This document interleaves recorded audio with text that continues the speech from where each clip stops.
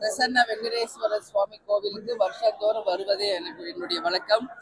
அந்த வகையிலே இன்றைக்கு வந்து சுவாமி தரிசனம் பண்ணியிருக்கேன். இங்க எங்க கழகத்தார் அனைவரையுமே சந்தித்ததில் மகிழ்ச்சி.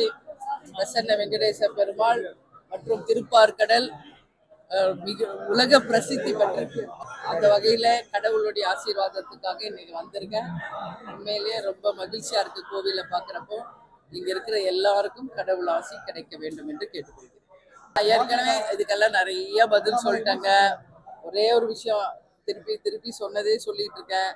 39 தொகுதியில ஒரு தொகுதி குறைஞ்சா கூட தேமுதிக அதுக்கு நாங்க ஒத்துழைக்க மாட்டோம்.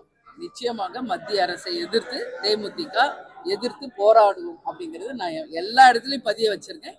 இங்கேயும் அதை சொல்றேன். ஆமா, எல்லா இடமும் சென்னை மட்டும் இல்லைங்க, தமிழ்நாடு முழுக்க அது நடந்துகிட்டு தான் இருக்குங்க. நிச்சயமாக அது வந்து கண்டிக்கக்கூடிய ஒரு விஷயம், தடுக்க வேண்டிய ஒரு விஷயம் என்பதுல எந்த மாற்று கருத்துமே இல்லை. 26 வரும்போது நாங்க சொல்றோங்க. இன்னும் ஒரு வருஷம் இருக்கு, பொறுத்திருங்கள். அதற்கான நேரம் வரும்பொழுது நிச்சயமாக உங்களை அழைத்து அதிகாரப்பூர்வமாக நாங்க சொல்றோம்.